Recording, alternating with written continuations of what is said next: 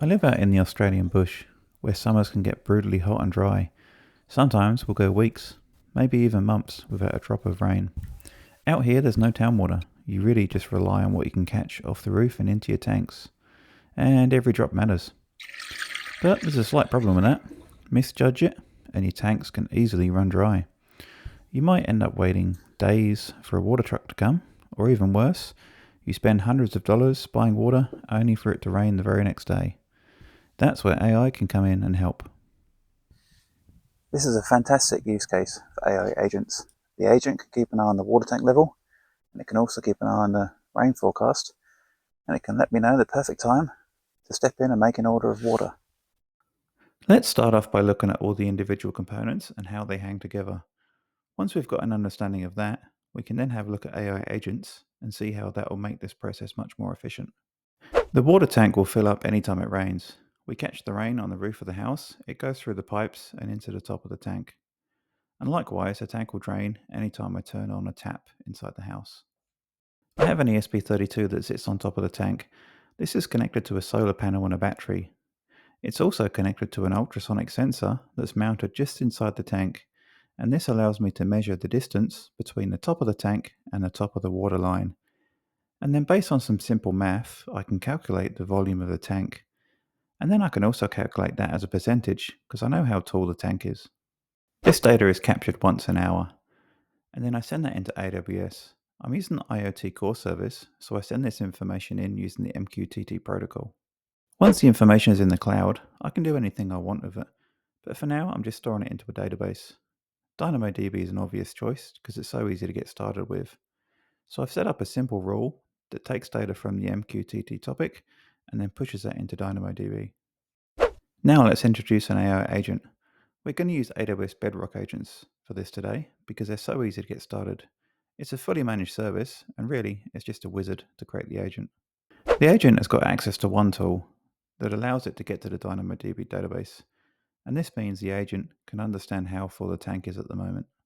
The second tool the agent has access to is the Weather API, and this allows us to determine if it's going to rain tomorrow, next week, or there's no rain forecast at all. The agent also has access to a knowledge base, which is essentially just a list of water cartage companies, what their availability is, and what their contact numbers are. And based on these three pieces of information, the agent can decide if we need to order water right now, or if we can leave it till next week, or maybe we don't need to order water at all because the tank is full and it's going to rain next week anyway. To get this information, I could just log in and talk to the agent directly, but I prefer being notified. So what I've done is I've got an event bridge rule that runs this agent once a day, and then based on the outcome, it can send that to a Discord hook. I could also set up SNS, so I can get an SMS message or an email, but I just prefer using Discord because I have some other automations plugged into it.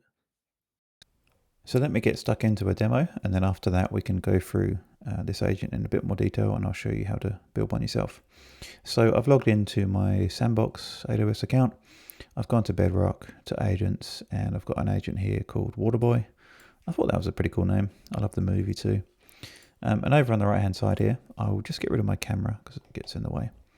So this is our little chat box where we can start conversing with the agent. So what I'm going to say is, do I need water? So the agent will be having a think. It will be invoking the two tools that we've given it. And here's a response. So the fill level is currently at 75% and significant rain is predicted within 1 day. Given the current tank level and imminent rain, no action is required. So this is perfect.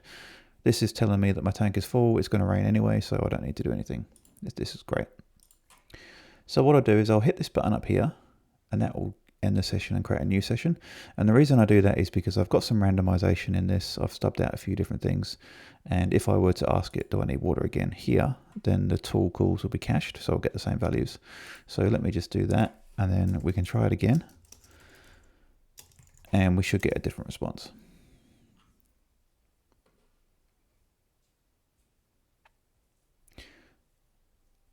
Currently 50%, and we're not due for rain for 14 days. No immediate action. So it knows that at 50%, that's more than enough to last a couple of weeks until we get some rain. So again, I want to get a low level. That would be useful. 75%, rain in 7 days, no action required. Do I need water?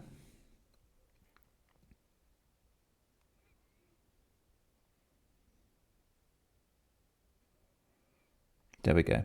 So we've now got a situation where the fill level is 25%, and when it gets 25%, that's pretty low, and we're not due rain for 7 days, so that's immediately signaling that we're going to run out. And what it's done is it's gone to a knowledge base, and it's suggested that I call Bob's water cottage, and it also says that his availability is usually within 2 days. Alternatively, we can try Jackie's water mart, but they require 2 weeks notice and the cost is cheaper. So that gives me a couple of options, if I want to risk it and wait a bit longer, or if I want to go for the more expensive option up front. So that's pretty much how the agent works. What we'll do now, I'll put some chapters down below so you can skip to the bits that you need, but we'll go through each of the parts of the agent and see how this all works together. Let's have a look at the agent first. So once again, I'm in my Sandbox account. I'm in Bedrock. If this is the first time you're using Bedrock, then you will have to go and request access to the models. So if you go down to this model access at the bottom, you can see in here all of the base models that we have. So you've got your Claudes, your DeepSeeks, your Meta, Llamas, and so on. But you have to opt in to use these because they're just turned off by default. It's very easy. You just go to modify access and then either just enable or disable the ones that you want. Doesn't cost you anything. Some of them, they might give you like a little form when you request access. They might just be asking for some information about what you're using them for. Is it education? Are you building something? And I think it's more just to give them some information. I know that Anthropic does that when you request their models. I think that is optional as well, so you don't have to tell them anything. So when you've got your model access, we'll touch upon the models that I'm using soon, so you'll know which ones to get. But then if you go to agents, I've got one prepared here already, but otherwise you would just create an agent, give it a name, and then just create it. But that will take you to this screen. The UI is very clunky. I've been using this for probably about 6 months, and there's quite a lot of bugs. We might even see some of them today, so it's not very user-friendly. But you have to go into edit mode first. And let's start filling this out. So obviously your name and your description. You need to create a service role. When you create the agent, it should create one for you. So then if you need to add any permissions for your role, you can go and do that. So for example, this role that it creates, you have to go into IAM and then give access to the models that you want to use as well, because it won't put them in by default. But we'll come onto that again shortly. And then you need to choose the model for the agent. So this is the model that the agent's brain, I guess, uses. And there's a number of different options. I'm just using the Amazon Micro just because it doesn't really need to do anything complex, just a couple of tool calls, and then reasoning and output. So I've just gone for a micro model. I'm not doing anything with code or vision or anything like that, so I don't need a different model. But on the Anthropic side, you could also use Haiku as a small model as well. I guess the best advice here is just to try them. So try Amazon. If you don't like, the wording and the flavor of responses you get, then just go and try another one. You can just switch between them as and when you need. Then we come on to the instructions for the agent. So this is telling the agent what it needs to do. So what I've done is I've said you're an AI assistant that helps me determine if I need to order water cottage based on the current fill level and the rain forecast. And then I tell it how to handle requests. So when asked, you should check the level of the tank first, then check the rain forecast. Both of these values can be found using the action groups or the tools. And if the tank level is low and we're not forecast rain, find a suitable contact from the knowledge base and present this information back. So that's just kind of a summary of what it should do. And then I've given it some guidance here around the fill levels.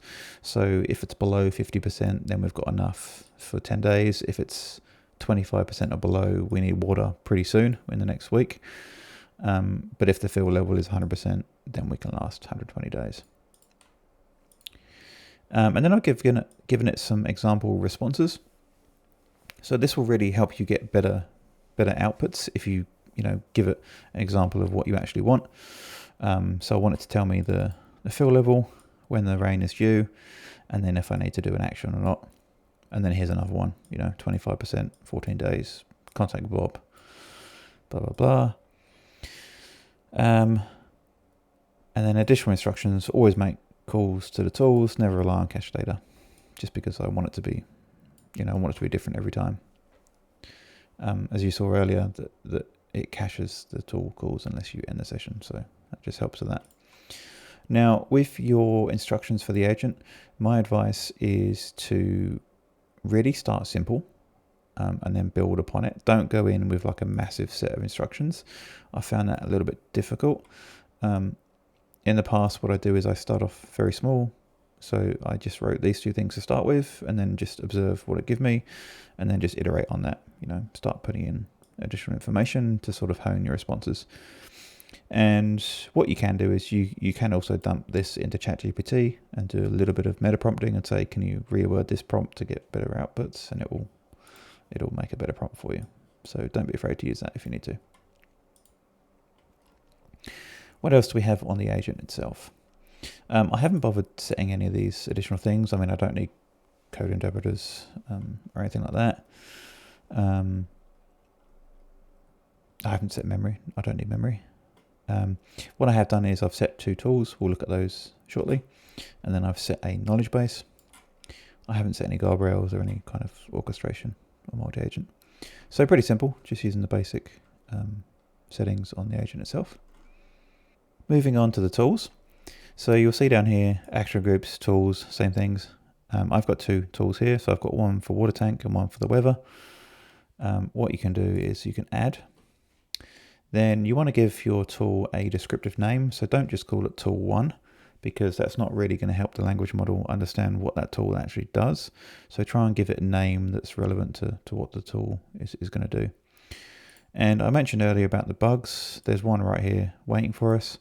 It says you can use hyphens in the name, but I found when I did that, when I was preparing this demo, you get errors when you actually go and run your agent.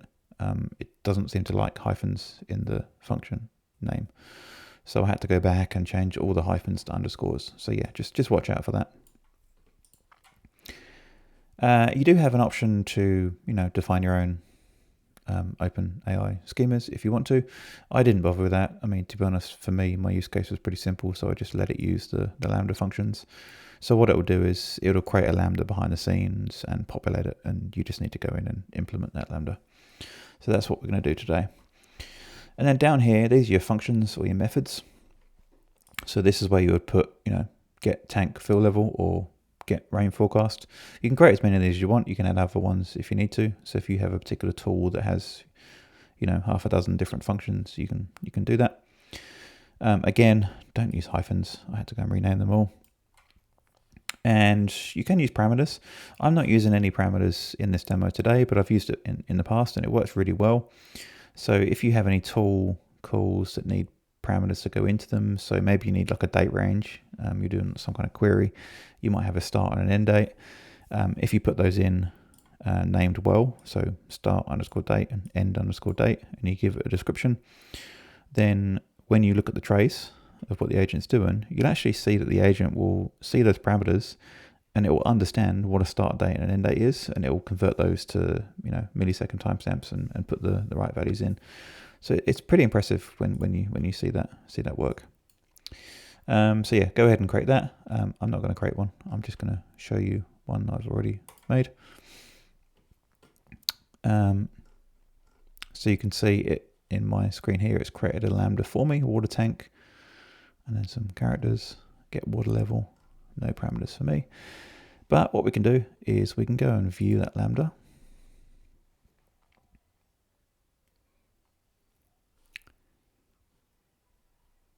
So what it does behind the scenes is it creates this Lambda for you, everything's set up ready to go. All you have to do is start filling in your business logic here. Yeah, and then you just start implementing your logic. So just going through this quickly. Again, there's another bug. It sets these up for you. So, action group equals action group, function, message version, parameters. But again, there's errors with these. You have to actually change that to this style, event.get. It doesn't seem to like this square bracket reference to a parameter. So I don't need to use them, so I just comment them out. But just be aware of that when you go and run it. These parts won't work. This has been in there for a long time. It's been there like 6 months at least. They haven't fixed it. So I just hard code them. That's fine for me. So what I do, my use case here is very simple. So I've tried to make this easy to demo on YouTube. So I haven't linked this up to the actual APIs that get my water tank level. I've just sort of stubbed it out here just so we can sort of explain this a little bit easier. So what I do is I have an array of options. So 0, 25%, 50%, 75, 100%. And then I just pick a random one.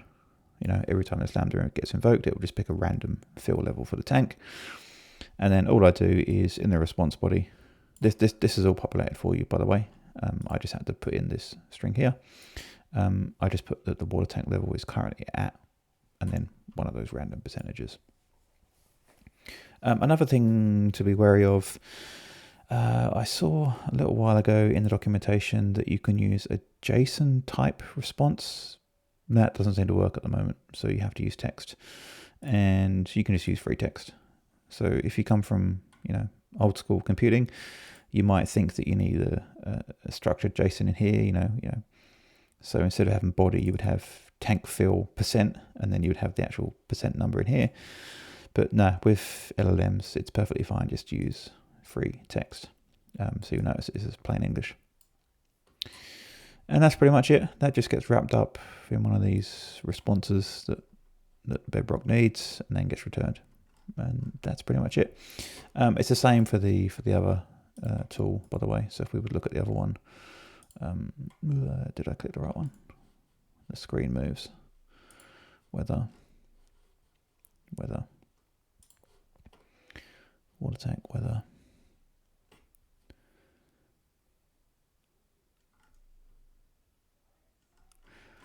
Exactly the same. So commenting out these fields that it puts in that don't actually work, or at least they don't work unless you go and change them all. I didn't really need it. Again, I just hard coded them. Here we go. So this is the random number of days that it's going to rain at. I just get a random choice, and then I say the weather forecast predicts significant rain within days. So that's it for the tools. Moving on to the knowledge bases. So you'll notice down here I have a knowledge base for the water cartridge contacts on my agent. In order to get that into your agent, you first need to go to knowledge bases down here and create one. So you'll go on this screen here, and then you can click on create. You can use Kendra, but Kendra gets very expensive very quickly. So for most use cases, just use a vector store. Give your knowledge base a name, and then choose your type. If you had documentation on Confluence, SharePoint, you could point your knowledge base at that, and then the knowledge base would pull in that information and make it available to your agent. But in my case today, we're just going to use S3. It's just much simpler. So we'll go for the S3 type.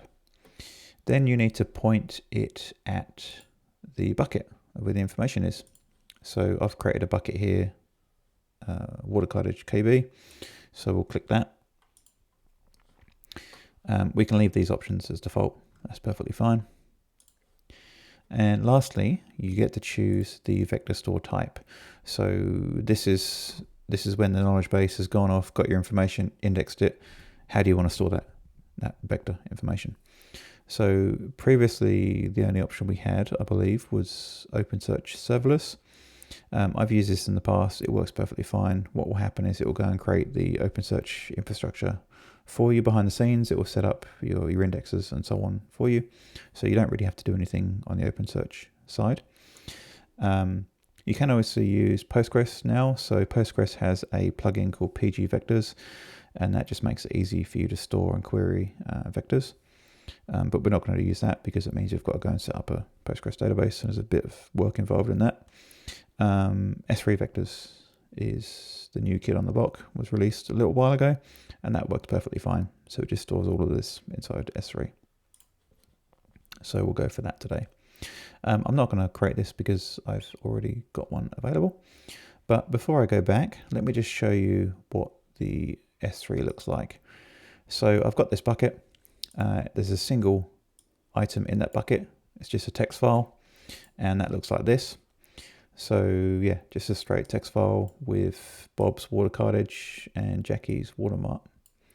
And yeah, I could append more of those if I need to, or I could just create separate files. I could have one for Bob and one for Jackie's. So that's how that looks. Back on the knowledge base. So if I go to the one that I've already created, you'll notice that there's something called a data source. Now, the way this works is you have a knowledge base, and then you have a data source, and then you have the source itself. So the data source is basically going to that S3 bucket. It's grabbing that information, it's running that text file through a model, and then it's storing that knowledge base into S3 vectors, if that makes sense. So if I were to change that text file or add a new one, for example, that information won't be there immediately. What we'll need to do is to click on this and then run a sync. And what that means is it'll go off to S3, get all the files again, run them through a model, and then put them into the vector store. So if you're doing any work where you're frequently updating the knowledge base, then make sure you also tie in a sync job for you. Otherwise, your data won't be there.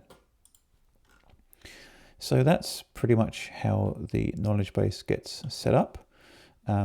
If we jump back to the agent, once that knowledge base has been created, then you can click on add, and then it will appear here in the drop-down list. So it's a little bit different from tools, where tools would just go and create it for you. In this case, you've got to go and create the knowledge base and then come back and link it. But yeah, that's how that works. Let's talk a little bit about observability and how we can see what the agent is actually doing. So let me get rid of my camera again, and we're going to say, do I need water?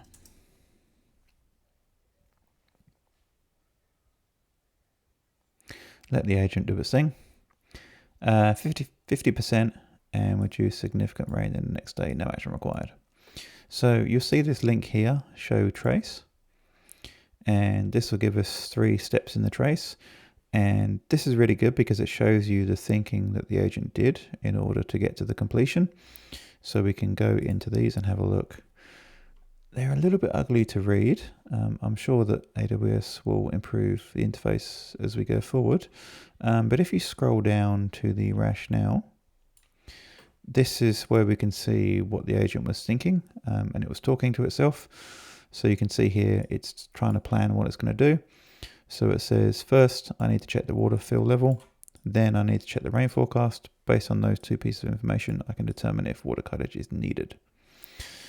And then you can see just below that, there's an invocation. So that means the agent has invoked a tool.